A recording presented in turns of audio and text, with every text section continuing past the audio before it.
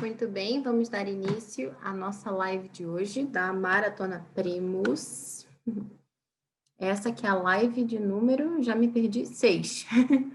Live número 6 da nossa série. Então, para quem está chegando agora, caindo de paraquedas um pouquinho, essa é a 6ª live de uma série que a gente está fazendo sobre o planejamento do currículo do primeiro ano do ensino fundamental. Bem-vinda, Evelise, Dani, Beatriz, Patrícia, Aline, sempre aqui. Bom, pessoal, aproveito já para pedir para quem está chegando, dar um ok, se vocês estão me ouvindo, se a conexão está funcionando bem, se está tudo ok. Maria, você por aqui também, Maria Beatriz, sempre com a gente. Bem-vindas.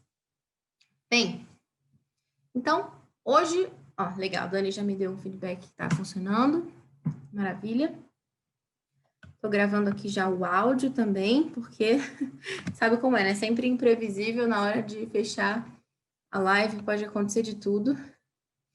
Enfim, então pelo menos a gente garante o áudio. Mas se tudo der certo, esse vídeo também vai ficar salvo no IGTV. E aqui vamos nós com essa 6ª live da Maratona Primos. Bom, como vocês sabem, sempre no início de cada live, eu conto um pouquinho para vocês sobre o trabalho da Academia Dulcis Domus. Já falamos aqui sobre o ensino de latim, sobre o clube de leitura, sobre as aulas de inglês, né? E hoje eu queria falar para vocês sobre as aulas de matemática que estão acontecendo, né? A gente tem algumas turmas, na verdade, abriu uma turma por enquanto, né? A gente está organizando as coisas para a próxima turma, que na verdade vai começar no ano letivo de 2021, né? Essa turma que está girando agora está fazendo uma revisão para já começar dentro do novo método, da nova proposta, né? No ano de 2021. Então, é uma iniciativa que surgiu justamente para ser um apoio das famílias, porque muita gente diz assim, né? Puxa, eu não estou satisfeita com o ensino das escolas, não me sinto segura de, sei lá, levar meu filho, colocar nessa situação de ficar exposto a, enfim, tudo isso que a gente sabe que não está legal, enfim, questões ideológicas e tudo. E, por outro lado, a pessoa também não tem aquela vocação profissional para fazer homeschooling, né? Porque a gente fala assim, né, que, tudo bem, quando a gente tem um filho, né, pai, mãe, todo mundo, né, pode ser pai, pode ser mãe, Deus dá a graça, mas essa questão de você ensinar o seu filho em casa, né, conteúdo realmente material, é realmente também uma vocação profissional, não é? Porque você precisa ter didática, precisa ter jeito, precisa ter interesse por aquele assunto. Às vezes, a sua vocação profissional é outra, você é médica, ou sei lá, você é engenheiro e não tem jeito para a coisa, né? Quem nunca teve essa experiência de ter um professor que sabe muito, aquela pessoa que é um crânio, né, ambulante, mas que na hora de passar aquele conhecimento para a gente, não consegue, ninguém consegue entender. Quem já teve essa experiência, né? Então, é realmente uma vocação profissional, essa questão de você fazer as lições formais, né, do currículo do seu filho, tudo isso. E nem todo mundo se sente chamado a isso. E aí a pessoa se vê num dilema, né? Como é que faz? A pessoa não tem essa vocação profissional e, ao mesmo tempo, não confia na realidade das escolas. O que essa pessoa faz, né? Então, algumas pessoas contratam professores particulares, né? Tutores. Só que não é tão simples de achar uma pessoa que você confie, que vai acreditar naquela proposta que você traçou para o seu filho.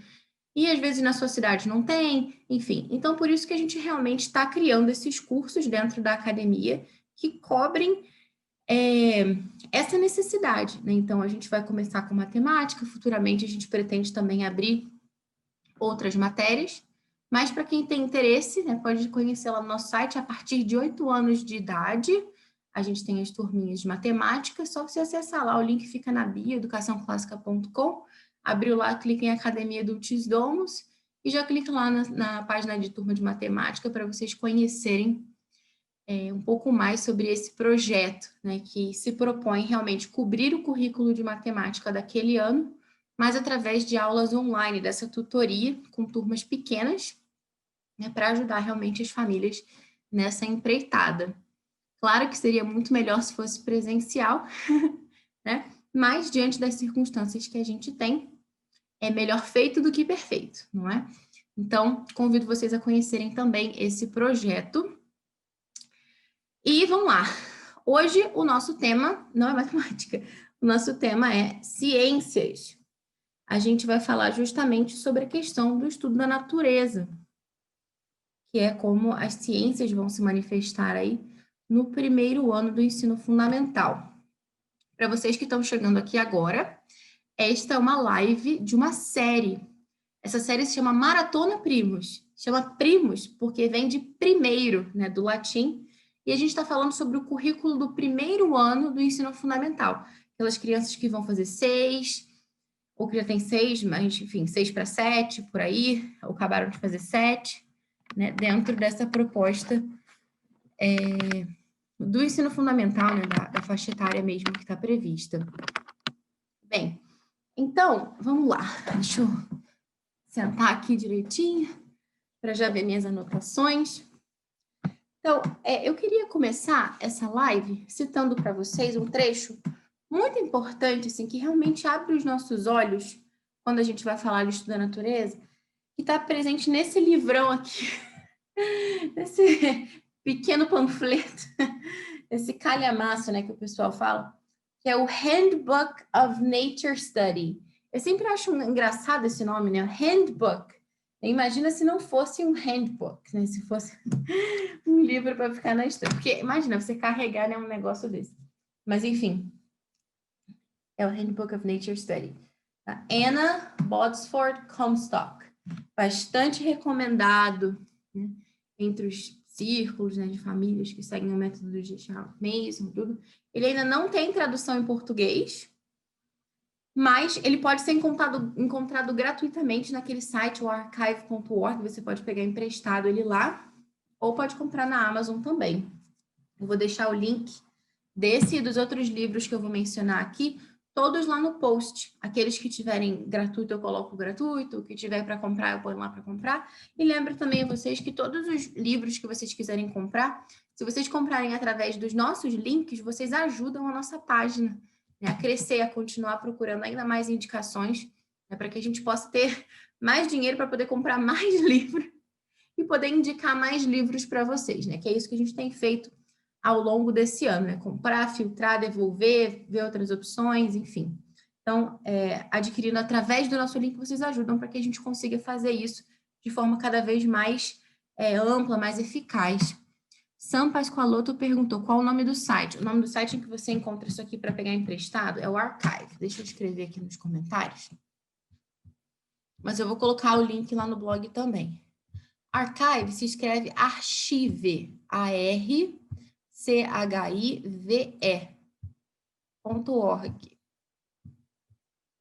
Aí você vai colocar lá o nome desse livro, que aqui no caso é Handbook of Nature Study. E aí você vai encontrar o livro lá. E aí você pode pegar emprestado por 1 hora, se eu não me engano. E depois você pode pegar emprestado por 14 dias, é uma coisa assim. Depois você devolve, enfim.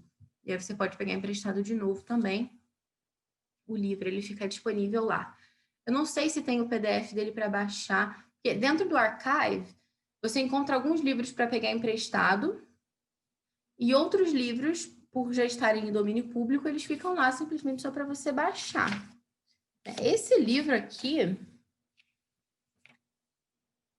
eu achava que ele já estava em domínio público, mas um pouquinho antes de eu começar aqui a live, estava lá para pegar emprestado. Então, não sei, de repente pode ser que tenha algum outro link que eu não achei que ele já esteja disponível. Mas, enfim, vocês dão uma olhada lá. Ah, legal, não conhecia o Archive? Nossa, você vai adorar. Principalmente para livros em inglês, né? Nossa, é uma biblioteca vastíssima. Até se você for colocar lá aquelas listas de livros de Natal que a gente colocou aqui, livros de Natal em inglês, a gente fez um post sobre isso.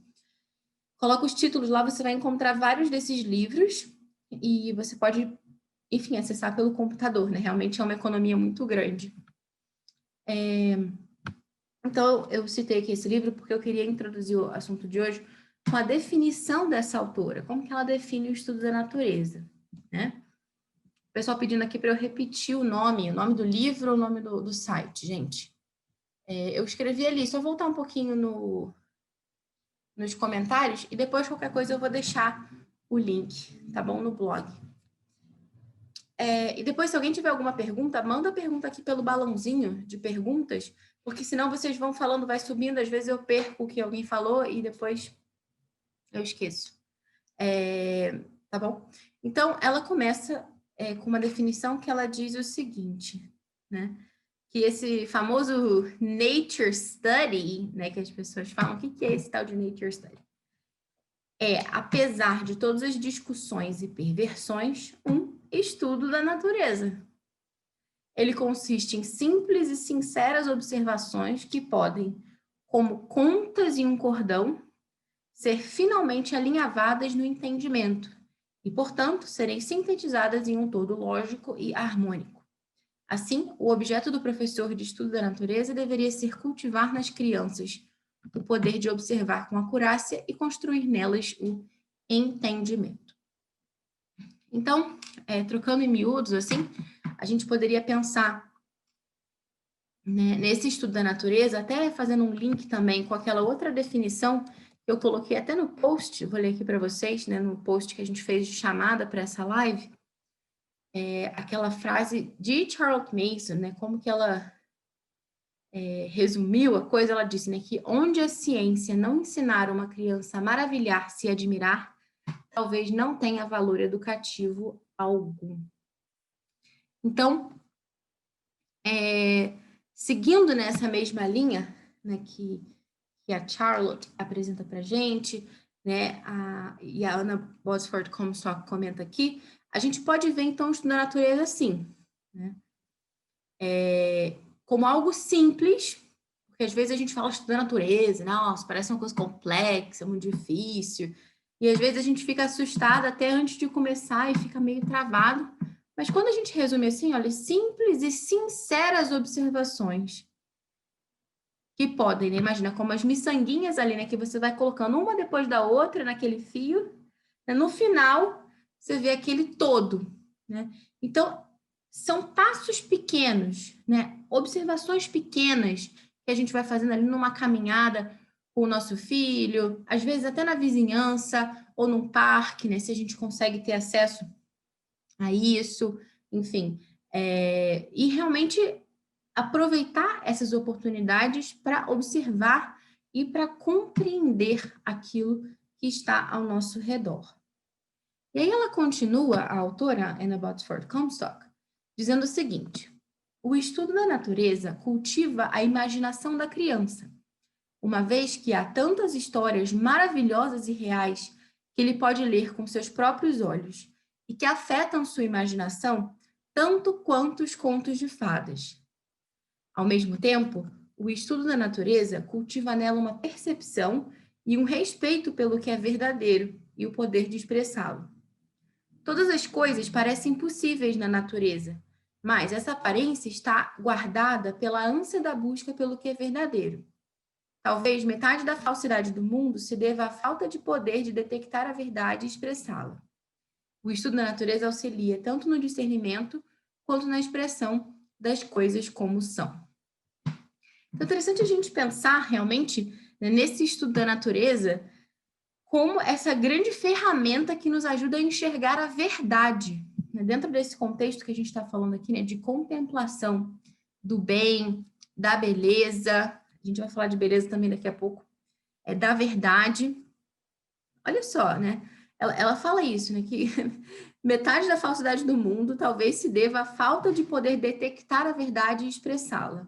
E quando a gente está caminhando ali na natureza, quando a gente se depara com as coisas como elas são, né, a gente vê o real, né, o fenômeno, as coisas como elas se mostram para a gente. Diferente daquela ideia tão comum hoje em dia, né, nesses ideólogos modernos, essa coisa, assim, né, que as pessoas, elas criam uma ideia, elas pensam, né, como eu gostaria que o mundo fosse. Eu gostaria que o mundo fosse assim, assim, assado. Então, elas pegam essa ideia e procuram aplicar na realidade. Não é isso? Muitas vezes aquilo não funciona, então elas acham que é a realidade que está errada, é o mundo que está contra elas, é alguma outra desgraça, é a luta de classes, sei lá, qualquer outra coisa, né? Mas, na verdade, o que essa pessoa precisaria ter feito anteriormente, ao invés de formular uma teoria para depois aplicar essa teoria à realidade, ela deveria olhar para a realidade e olhar realmente o que é isso aqui? O que está diante dos meus olhos? Como isso aqui se apresenta?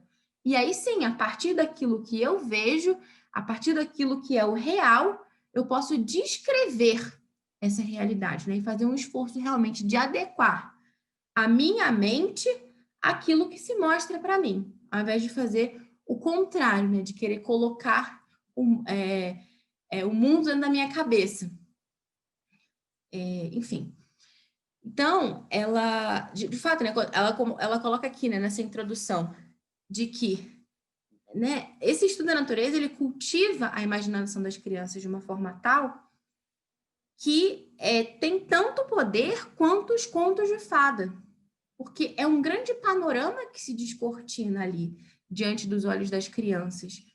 Desde a formiga que vai ali construir um formigueiro e que aquela criança pode acompanhar todo esse processo, enfim. Ou se você tem a oportunidade de ter um ninho de pássaro perto da sua casa, aquilo ali é quase que um romance, né? Você vai acompanhando aquilo ali ao longo dos dias, das semanas, e acompanha o primeiro voo dos passarinhos, enfim. Isso que é novela boa. E talvez aconteça uma tragédia ainda, né? Então, como isso é incrível, assim, né? Realmente, esse poder que a verdade, né? Que o real tem também para encantar as crianças. Então, enfim. Depois, ela vai comentar o seguinte, né? Citando aqui o livro ainda, né? Para quem chegou agora, a gente está falando sobre esse livro aqui, para definir um pouquinho o que é o estudo da natureza. Depois a gente vai passar para as próximas dicas de como organizar o currículo de estudo da natureza para o primeiro ano do ensino fundamental. Então, ela continua aqui definindo o estudo da natureza e ela diz o seguinte: o estudo da natureza cultiva na criança um amor ao belo, traz a ela logo cedo a percepção de cor, forma e música. Mas, mais do que tudo, o estudo da natureza dá à criança um senso de companheirismo com a vida ao ar livre e um amor duradouro pela natureza. Que seja esse o critério do professor no julgamento de seu trabalho. Se o estudo da natureza, como é ensinado, não faz com que a criança ame a natureza e o ar livre, deveria então deixar de acontecer. Mas, se o amor pela natureza está no coração do professor, não há perigo.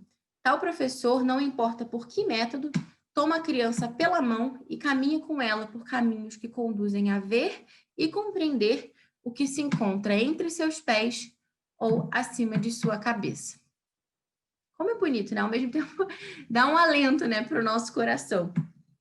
Mais ou menos, né? Tem uma via de mão dupla aí. Ela nos conforta quando ela diz isso, né? Que não seja por que método, né? O professor, se ele tem esse amor pela natureza, ele vai conseguir, de alguma forma, contagiar a criança nesse sentido. Mas, por outro lado, a gente também pode ter um certo receio, né? Mas eu não tenho esse amor todo, assim, pela natureza, né? Porque, né, a nossa geração, pelo menos, muitos de nós somos aí crianças de apartamento, ou mesmo crianças que moravam em casa, mas moravam na cidade, né, nos grandes meios urbanos, e que muitas vezes não tinham contato com aquele great outdoors, né? Aquele ar livre, assim, aquele campo, talvez só nas férias ou de vez em quando, na casa da avó, né? Mas é a oportunidade também da gente mudar, né? E de cultivar esse amor, não só nos nossos filhos, mas na gente também. E aprendendo do lado deles, né? Nunca é tarde. Enfim. Então, dentro dessa perspectiva, né, quando ela fala aqui sobre a beleza, eu acho muito interessante quando ela diz isso, né? Que a natureza cultiva na criança esse amor ao belo e traz logo cedo a percepção de cor, forma e música. Uma vez eu fui assistir uma palestra que estava falando sobre colorimetria, sabe essa coisa que está um pouco na moda, né, de né? Qual que é a sua paleta de cores, inverno profundo, verão quente, sei lá. Eu não entendo quase nada praticamente disso. E falava disso, né? De que a gente tem que encontrar qual é a nossa paleta, porque dependendo, enfim, você pode ficar bem mais feia se você não tiver com as cores da sua paleta, você vai parecer meio cansada. E realmente é verdade. Uma vez eu vi até no Instagram uma menina colocando um pano e, nossa, mudava totalmente a percepção, né, da olheira dela, a cor que estava em volta, né? Parecia que ela não tinha olheira com um pano determinado e com outro pano parecia que a olheira era, assim, um poço, né? E realmente isso faz diferença. É interessante você ver as cores que estão ao redor do seu rosto ali para compor. Isso impacta realmente a forma como as outras pessoas veem você. E nessa palestra, ela estava falando, essa pessoa que fez a palestra, que é bem interessante assim a gente pensar em como na natureza todos esses padrões, as combinações, elas são perfeitas. Se a gente quiser saber se uma coisa combina com a outra, é só a gente olhar se existe aquela combinação na natureza. Porque Deus é um artista, né? Vamos combinar. Então, não tem, assim, nenhuma combinação na natureza que seja feia. Então, todas as flores, por exemplo, o tom do verde com aquele tom daquela pétala, ou mesmo na fruta, o tom daquela semente com aquela casca, com aquele tipo de folha, até com o tronco da árvore, tudo combina de forma muito harmônica, né? Então, as pessoas têm aqueles círculos, né? Chama círculo cromático, não sei, enfim, esquece. Eu acho que é círculo cromático. Que você tem como combinar e ver, né, quais são as cores análogas, as cores não sei o quê, né? Você percebe logo que eu entendo muito disso tudo. Mas, se você for observar, todas as combinações na natureza, elas respondem perfeitamente a esse círculo, né? Então, é uma forma muito legal da gente observar também, né? Puxa, né? O estudo da natureza traz aos nossos filhos essa percepção do belo. E não só na cor, como ela fala aqui, mas também na forma, na música, né? Cada pássaro ali como, né, o grande, um dos componentes de uma grande orquestra, se a gente puder pensar assim. Enfim, é muito legal, realmente. E dentro dessa perspectiva, né, sempre que a gente fala, né, de uma educação, Charlotte Mason, quando a gente fala de estudo da natureza, a primeira coisa que vem na nossa cabeça, geralmente, são os cadernos da natureza, que é essa parte que ficou muito famosa, porque é algo de muito característico, realmente, né? Embora não tenha sido a Charlotte Mason que inventou isso, realmente popularizou muito a coisa. Então, seria esse diário, assim. A gente já fez até um podcast sobre isso, que eu entrevistei a Raquel Haswell, do Family Has Tools. Foi bem legal, ela deu várias dicas também interessantes sobre como fazer esse caderno. Só que o problema é que muitas vezes, assim, a imagem que vem na nossa cabeça de crianças desenhando, pintando, aquela coisa bonita, em teoria, fascinante.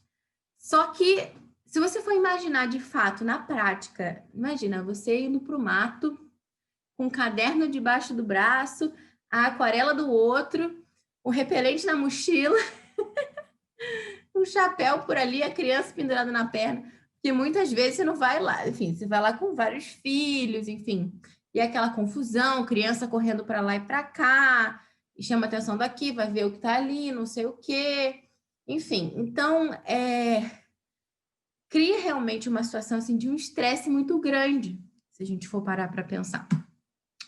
Mas não precisa ser assim. O caderno da natureza não precisa ser algo estressante, né? Quando eu estava preparando essa live, eu estava estudando aqui, né, algumas coisas, e eu descobri que nas escolas da Charlotte Mason, os alunos, eles usavam o caderno da natureza em todas as tardes, tá? Não era só uma vez por semana ali, não. Eles usavam em todas as tardes para registrar o que observavam nas caminhadas ao ar livre.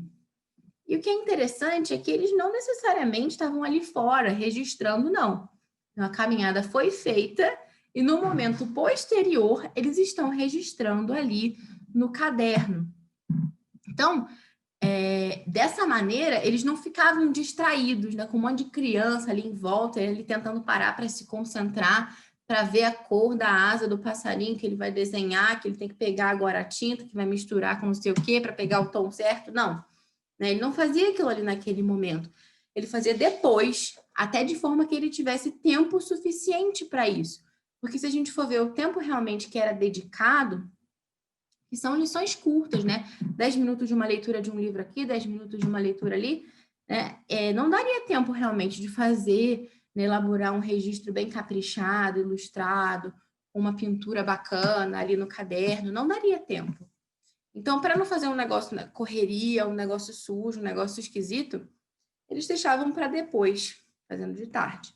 Né? Uma ocupação ali à tarde, e aí tinha um tempo mais livre realmente para poder fazer com calma. Então, longe de ser assim uma atividade que é para ser feita uma vez por semana, ou assim aquela ideia de é a cereja do bolo, né? Uma coisa extra. Não, realmente, pelo que a gente vê, era ali o feijão com arroz diário mesmo. Mas aí você pode dizer, né? Realmente, né? Se você estiver pintando, desenhando ali em loco, olhando para a folha, olhando para o pássaro, tudo, você teoricamente consegue até reproduzir melhor as formas, as cores e tudo, tecnicamente. Eu, por exemplo, sou uma péssima desenhista. E realmente é difícil você lembrar, né, em casa qual era a cor certinha que você viu, enfim, você viu tanta coisa. Mas na prática é diferente, né? Porque quando você vai parar para realmente desenhar o pássaro, ele já voou. Então, a gente pode lançar a mão desses recursos que a gente tem hoje em dia, que podem nos ajudar, né? Vai lá e pega o teu telefone, você tem uma câmera portátil, tira a foto do bendito do pássaro. E aí, em casa, com calma, você bota lá na tela cheia, aquele pássaro fica gigante, e você vai realmente olhando ali os detalhes e desenhando e tudo isso. Gabi perguntando se pode fotografar. Claro que pode fotografar. A Char não fotografava porque ela não tinha smartphone, mas a gente tem, né? Então, a gente tem que aproveitar realmente essas coisas ao nosso favor. Então, isso. E até assim, em casa, além de você ter mais tempo para poder desenhar, para poder misturar, sei lá, as cores, para pegar o tom certo, fazer da melhor forma, você também pode recorrer a alguns tutoriais, né, algumas ajudas, enfim. Tem um canal que eu gosto bastante do YouTube, não gosto de todos os vídeos que eles têm, alguns eu acho meio feios, assim, mas quando você procura bem, principalmente os vídeos mais realistas, né? Nossa, eles ajudam muito, que é o Art for Kids Hub. Eu vou deixar também o link lá no blog. E aí, se você procura lá por Realistic, né, que são os desenhos mais realistas, você encontra pássaro, vários tipos de animais, gato, urso, enfim, que você realmente aprende a desenhar. E mesmo e é feito para criança, então vai passo a passo mesmo. E tem vários pássaros ali que a gente não encontra aqui no Brasil, realmente, porque é um vídeo de um canal americano, mas que ajuda você a aprender a ter uma ideia geral de como desenhar o pássaro. Porque se você for como eu não tenho a menor ideia de como desenhar o pássaro. E aí depois você pode realmente substituir só. Às vezes tem pássaros que são muito parecidos, são só as cores que são diferentes dos nossos, né? Então, vale a pena você adaptar e alterar o que for necessário, mas usar como inspiração, como uma base ali também. Carol Bandeirinha perguntou, e com crianças de 3 e 5 anos, como trabalhar essa questão do desenho? Então, Carol, uma ideia interessante que eu já vi também, né, que uma mãe que desenvolveu um material, como é mesmo o nome dela? Eu esqueci. Enfim, ela tem um material chamado Nature Study Hacking. Hacking é H-A-C-K-I-N-G. Eu vou procurar deixar o link lá para vocês também. Que ela criou tipo uns planos de aula, assim, umas lições prontas para estudar natureza, né? É em inglês, mas uma ideia que ela tem lá é você imprimir realmente essas figuras, né, já prontas para os pequenininhos, para eles só colorirem. Claro que nessa idade, né, ele não tem ainda um ensino formal, então não entra aí o estudo da natureza como uma matéria que vai ser avaliada e tudo, né? Mas muitas vezes você tem uma criança que está ali no ensino formal e você tem um pequenininho junto, que é o meu caso aqui, né? Ano que vem eu vou ter o Bernardo que está com 6 anos no primeiro ano e a Laura vai estar com 3. E ela vai junto, né? Nas caminhadas da natureza. Quando o irmão estiver pintando, ela vai estar perto. Então, nesse canal você também encontra algumas versões mais simples, né? Para os pequenininhos imitarem. Mas também uma opção boa é você imprimir figuras bonitas para a criança colorir, né? E procurar, né, usar as cores realmente do pássaro e colar, né, no caderninho dela ali da natureza também. Tem um site muito bom que eu uso para procurar desenho de colorir, que se chama Super Coloring. Também ele tem uns desenhos muito realistas, muito bonitos, e vem para colorir, né? Então é uma opção boa, porque senão a gente faz uns desenhos muito feios, assim, né, para criancinha pequena, e que aí acaba não ajudando, né? Acaba distorcendo até essa percepção do belo. Porque a gente acaba. Até eu tenho alguns episódios também do Pod Clássica, para quem tiver interesse depois um pouquinho assistir e tudo. Mas existem muitos desenhos, né, que são feitos para crianças que eles realmente distorcem a realidade, né? Aquelas bonequinhas cabeçudas, com um olho gigante, tipo, a cabeça ocupa 90% do corpo da criatura, enfim. Ou aqueles criaturas esquisitas, tipo a Peppa Pig, enfim. Que, na verdade, assim, parece que é uma certa alergia que a pessoa tem à realidade, né?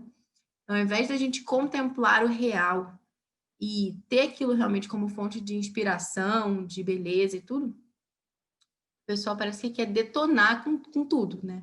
E criar o seu próprio mundo. E muitas vezes esse mundo é tão feio, né?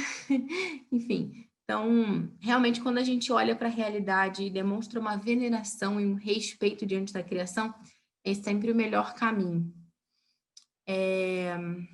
O site, a Stefania perguntando, é supercoloring.com.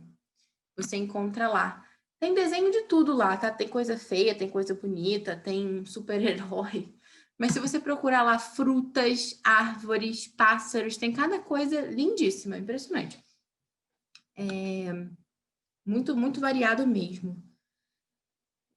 E por falar em pintura, né, que a gente está falando aqui, aquarela, tudo isso, é legal também a gente procurar usar um papel que seja bom, né? Porque se você comprar um caderno qualquer e for usar aquarela, não vai dar muito certo, que vai vazar, vai ser aquela coisa. Então, até o que eu estou pensando em fazer aqui, com meu filho, por enquanto, ainda estou avaliando, né? Vou testar como é que vai ser nosso primeiro ano, como vocês sabem. Mas eu estou pensando em comprar bloco. Lá na Amazon vende uns blocos, né, de papel de alta gramatura, papel grosso, e depois você pode pegar essas folhas soltas, né, dar uma folha para o seu filho fazer o registro daquele dia ali, aquela pintura, aquele desenho que ele quer fazer, deixa aquilo secar individualmente, né, sem comprometer as outras folhas, e depois você vai, faz os buraquinhos ali e bota no fichário, né? Então, criar, digamos, um fichário da natureza pode ser uma solução também, né, para os menores, talvez não saibam ali lidar com a questão do caderno e tudo, que, enfim, pode sujar as outras páginas na hora que estiver pintando uma, e aí gera uma certa frustração, que às vezes a criança fez lá todo um esforço realmente, né, para fazer o caprichado, e depois a coisa deu erro, enfim, né, então não é bom. Então é o que eu estou pensando. E por falar nisso, né, de caprichar e de tudo isso, a gente lembra, né, que a Charlotte, ela tem ela realmente frisa muito essa questão do hábito da execução perfeita. Só que execução perfeita não significa necessariamente traço perfeito. Às vezes a gente vê na internet aqueles exemplos, né, de outras pessoas que fizeram um caderno lindo, maravilhoso. Até aquela moça vitoriana, né, que tinha lá o caderno da natureza dela. A mulher era uma profissional, era uma artista. Não é o nosso caso, não é o caso dos nossos filhos. Isso também não tem que jogar a gente para baixo e falar, bota lá um boneco de palitinho, tá tudo certo. Não. Né? A execução perfeita não é necessariamente o desenho perfeito, a obra-prima, mas significa que a gente vai fazer aquilo da melhor forma que a gente puder. Então, olha, eu consigo chegar até aqui, esse aqui é o meu teto, então é lá que eu vou mirar realmente, né? E fazer o melhor possível com aquelas ferramentas que a gente tem, com o talento que a gente tem. Depois, uma ideia que eu vi também, até no programa do Alvieri, que eu já mencionei aqui também, que seria legal também, assim como opcional, né, para você poder caprichar um pouquinho mais nesse registro, você dividir assim o caderno por meses, né? As observações de janeiro, por exemplo, de fevereiro, de março. E aí, na abertura ali de cada sessão, de cada mês, você poderia fazer uma capa, ilustrar de um jeito diferente, assim, mais bonito, tudo. Também pode ser bem legal. E lembrando também, né, que no caderno a gente pode registrar não só pinturas, os desenhos, aquilo que a gente observou, mas também poemas, versículos bíblicos, trechos de música, qualquer coisa, né? Desde que esteja realmente relacionado com aquilo que está sendo registrado. Então, você fez lá sua caminhadinha diária na natureza, seu filho viu uma flor que chamou a atenção, ouviu um pássaro, né? Tudo isso tem lugar lá no diário dele da natureza. Próximo tópico, estudos especiais.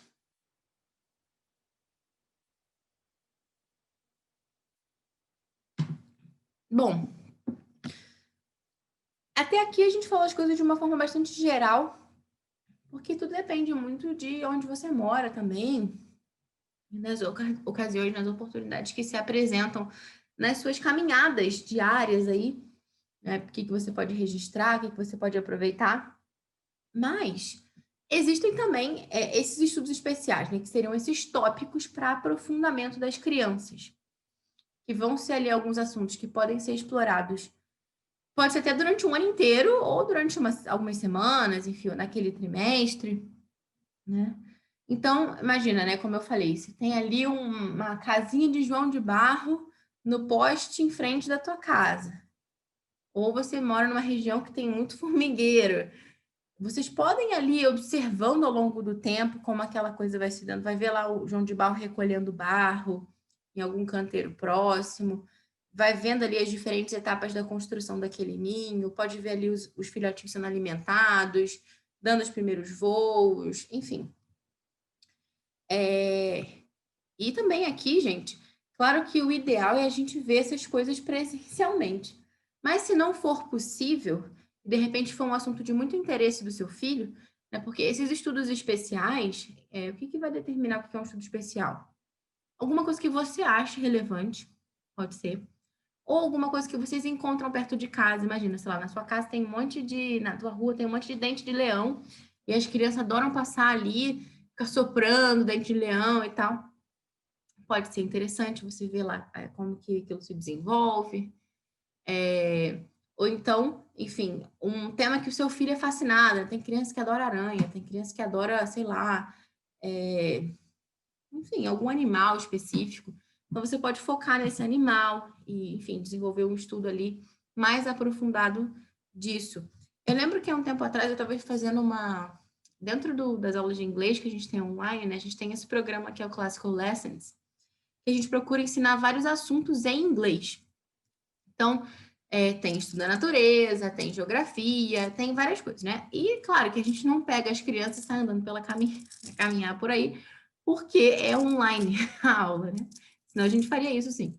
Mas, então, a gente realmente precisa usar esses recursos que a gente tem de mídia, que é o que está ao nosso alcance.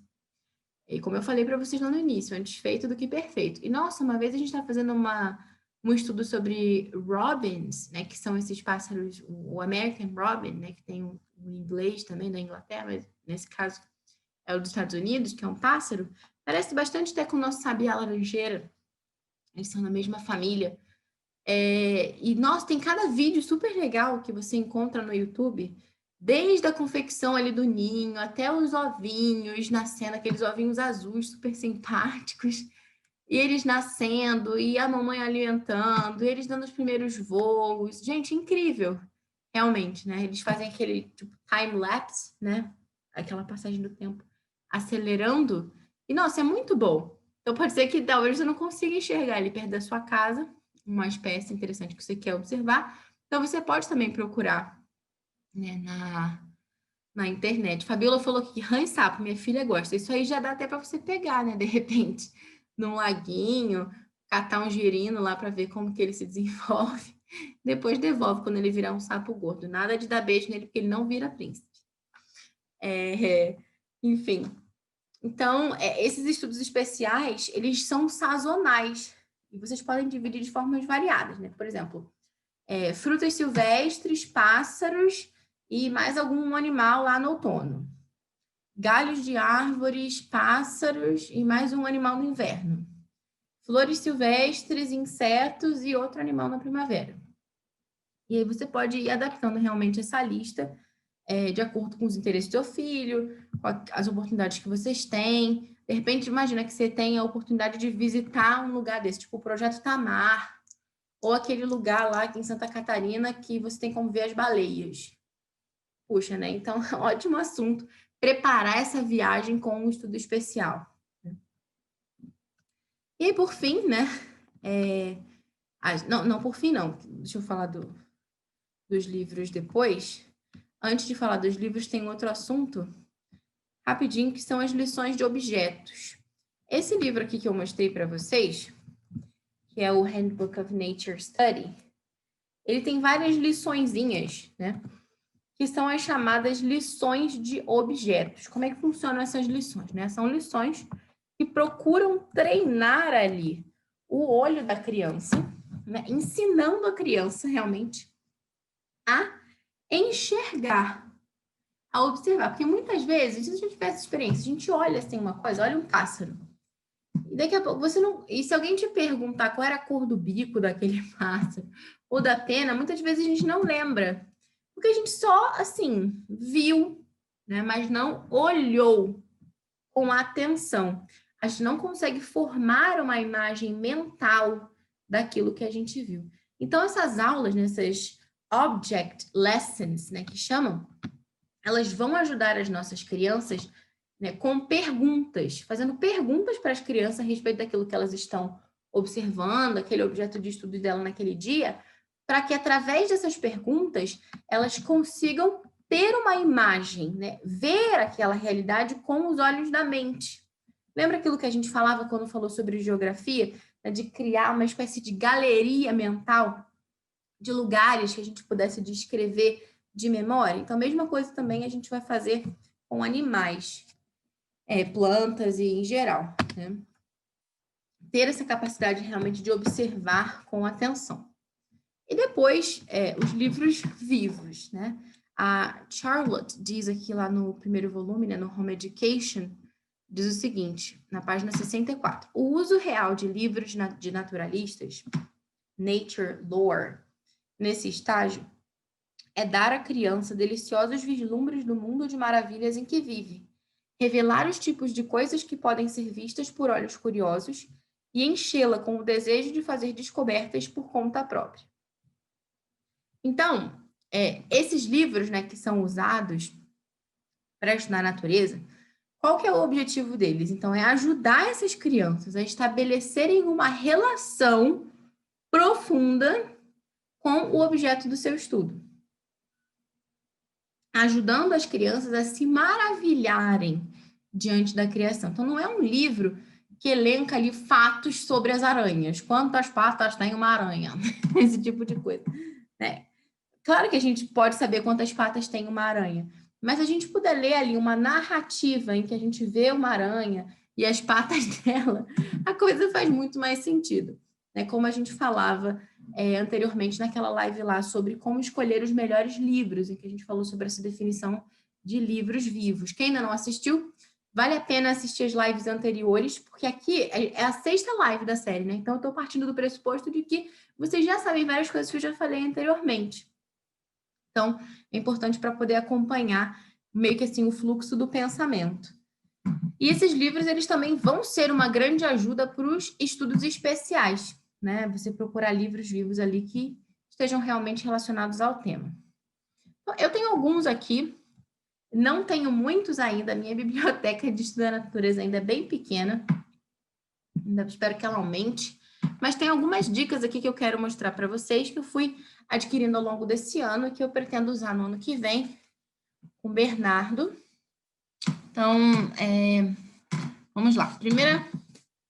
Primeira dica que eu tenho aqui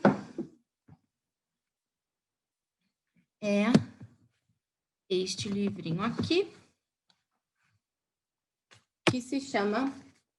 Eu ia essas capas, né? Eu pego essas capas de caderno de brochura para proteger o livro. Vou tirar aqui para vocês verem melhor. A Viagem de Tamar é um livro fininho, bem simplesinho, olha só, que conta as aventuras da Tamar, que é uma tartaruga verde do mar, né? E ela nasce, enfim, oi Márcia, tudo bem?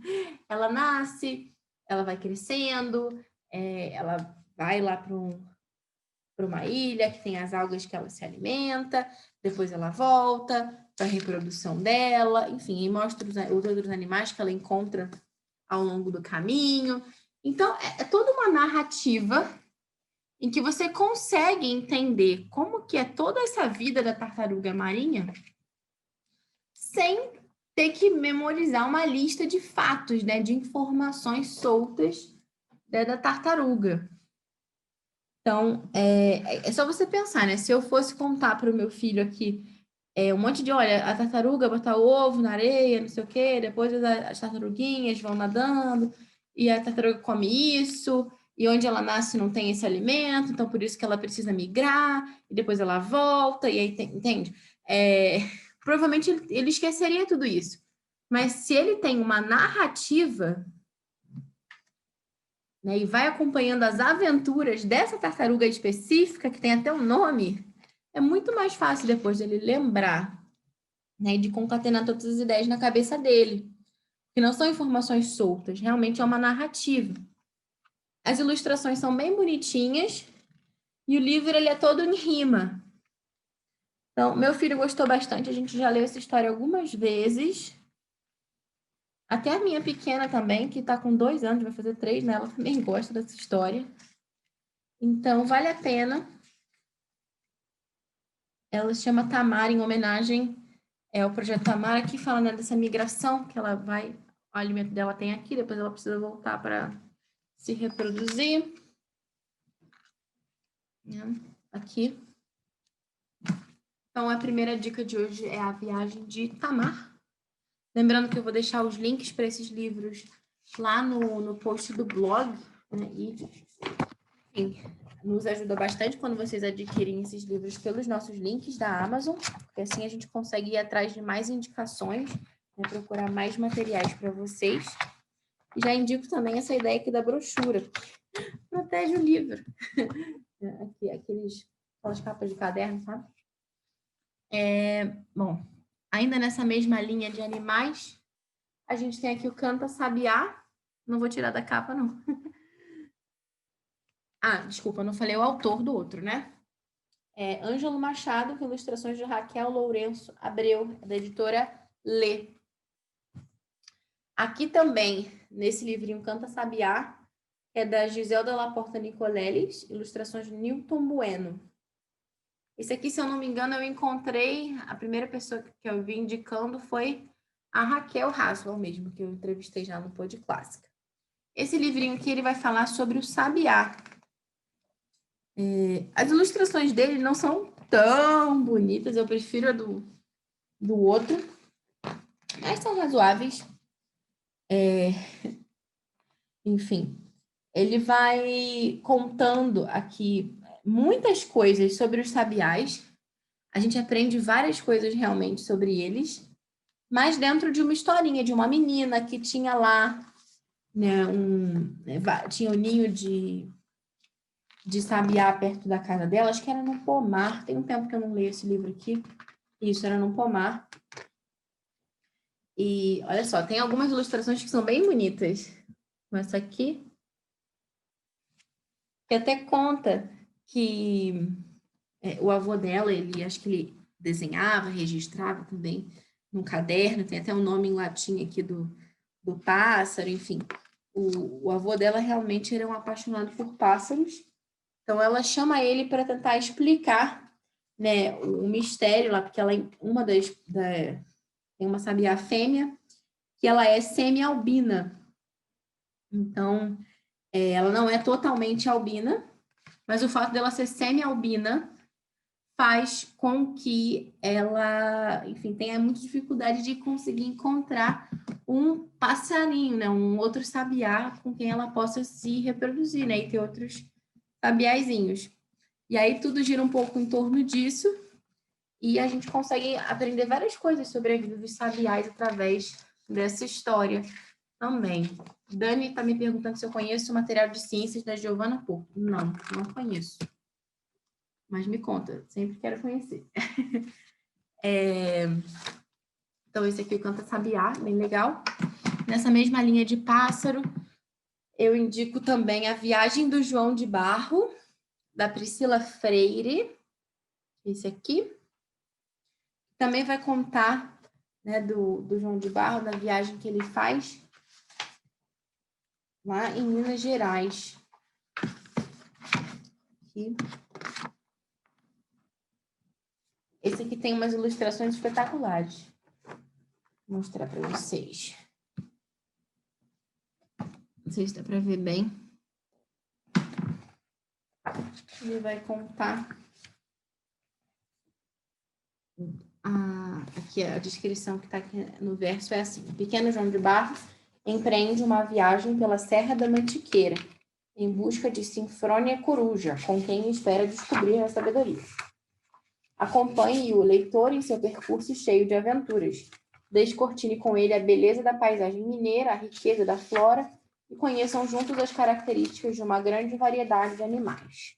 Isso é verdade, aparecem vários animais aqui ao longo da história. Enfim, então é bem interessante. Bem rico também, dá para explorar muita coisa. Depois, ainda sobre animais,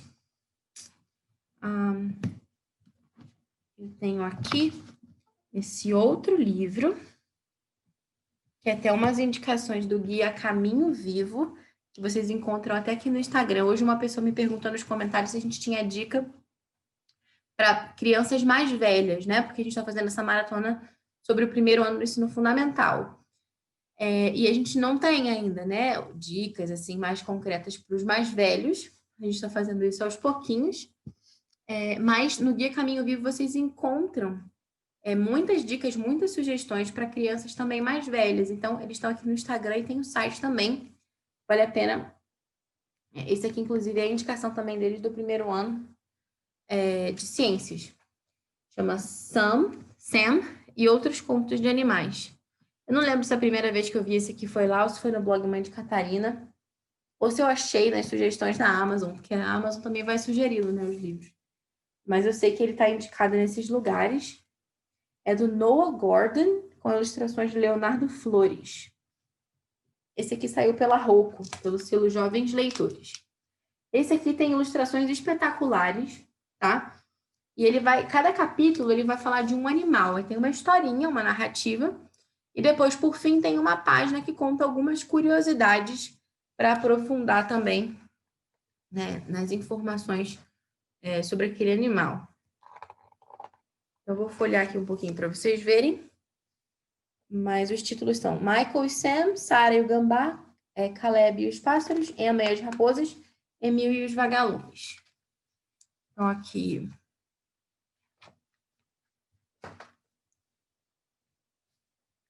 Essa primeira que está na capa, né, do menininho com a tartaruga, Michael e Sam.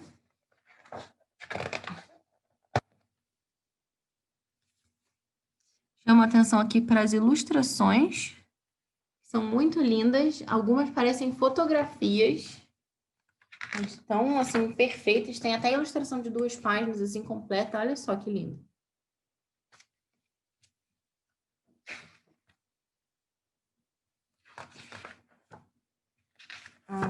Vou mostrar aqui para vocês.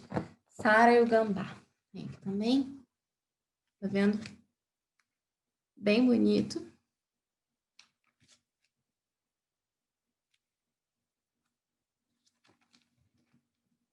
Não parece uma foto? Aqui é o modelo que eu falei da página que tem com as curiosidades também sobre pássaro. Esse aqui já vai falar das raposinhas.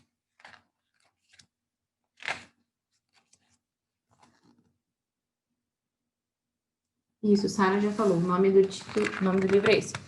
Sam e Outros Contos de Animais. Olha como parece foto, gente. Incrível, né? Não é foto, não.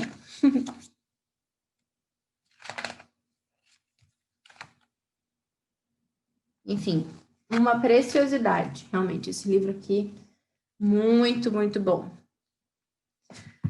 O que mais? Depois, eu tenho outra sugestão aqui, que esse aqui não é sobre animais, mas é sobre árvores. Esse livro aqui que se chama Amarelo. Deixa eu tirar para mostrar para vocês. Inclusive, tem outros livros também sobre árvores bem legais, aquele Árvore das Estações que Vêm e Vão. Tem também aquele das Árvores do Brasil, do Lalau e Laura Beatriz. É Laura Beatriz, que é o nome dela? Acho que sim. Que é de poemas, enfim, eles têm poemas sobre árvores e sobre pássaros também do Brasil. Mas esses são livros que eu já vi no Kindle Unlimited, mas não tenho aqui propriamente, ainda não comprei o físico. Vamos aos poucos, né? Mas esse aqui eu achei por acaso uma vez numa paróquia que eu tava. Tem uma livrariazinha, né? Porque ela é da Paulus. Eu tava vendendo assim na lojinha da paróquia. Esse livro aqui, Amarelo. E eu fiquei encantada, porque ele conta sobre um ipê amarelo, precisamente.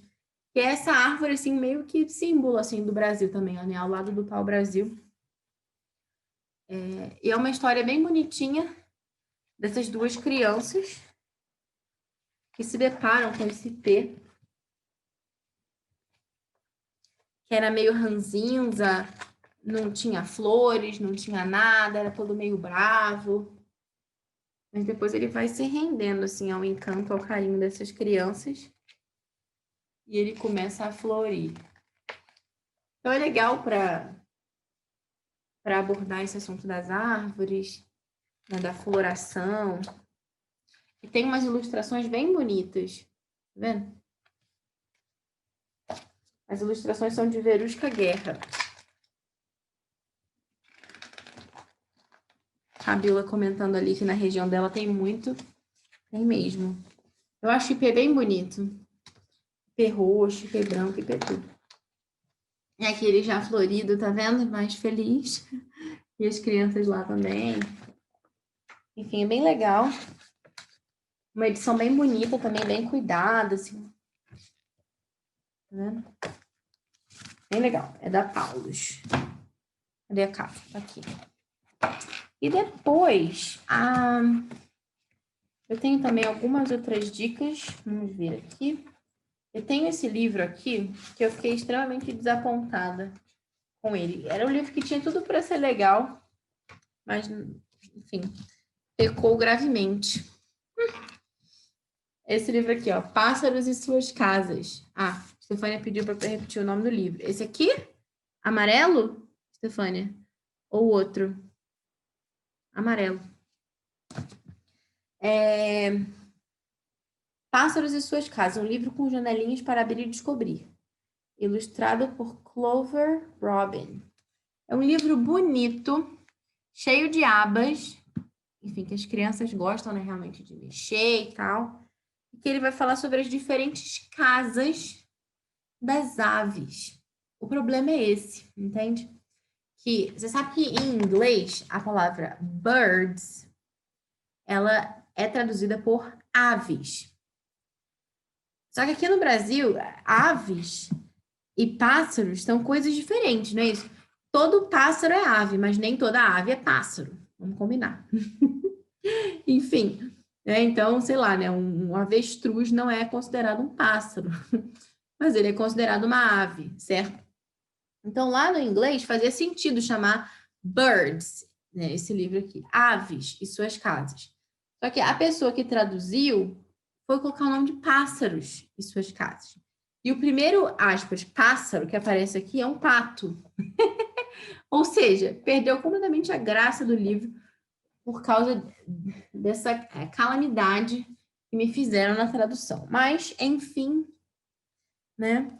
É um livro de abas, bonitinho, que vai mostrar as diferentes casas das aves. Dá vontade de colar um papel aqui na frente. Aves e suas casas.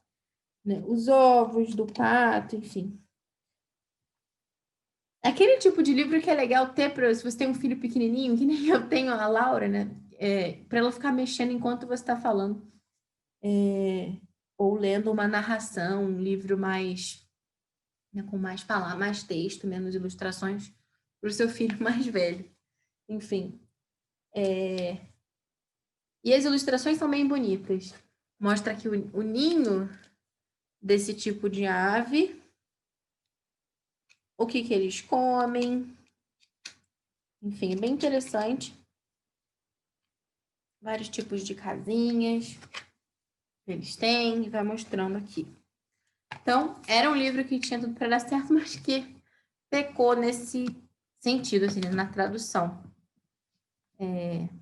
Enfim, mas é um livro interessante, que vale a pena ter. Não é, assim, uma narrativa, né, que vai contar uma história e tudo, mas é aquele livro que é legal de folhear, porque as crianças também chama muita atenção delas as ilustrações vibrantes, assim, coloridas, bonitas, e que pode ser um complemento também. Agora, um livro que eu comprei que eu acho que vai me ajudar bastante, esse aqui, ó, Nomes Populares das Aves do Brasil, do Gabriel Augusto de Andrade. Esse aqui eu comprei na estante virtual. Não sei se tem como comprar novo, tem que procurar. E é meio que um dicionáriozinho com o nome comum no Brasil daquela ave, e aí depois vem o nome dele em latim.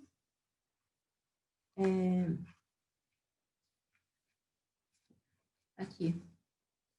Então, por exemplo, aqui nesse livro do João de Barro, ele menciona um pássaro chamado João Teneném. O que é João Teneném, né? Você vem aqui, tem lá João Teneném branco do Rio Solimões, João Teneném branco do Amazonas, João Teneném branco de Garganta Branca. Tem vários tipos de João Teneném. E cada um deles aqui você vai encontrar o nome em latim, o nome científico, e tem também o nome em inglês do pássaro, o que ajuda muito a gente a encontrar referências depois, né? Tem aquele site muito bom também que é o Wikiaves, para quem não conhece. Você coloca lá o nome do pássaro e ele mostra fotos do pássaro, mostra quem é o predador daquele pássaro, o que aquele pássaro come, mostra o canto do pássaro. Enfim, dá uma grande ajuda também, uma mão na roda. O que mais? Outro livro que eu tenho aqui também, que a gente comprou, que é mais assim, simplesinho, assim, estilo poema, tal, com umas rimas, assim. Esse da abelha, Pequeno Milagre da Natureza.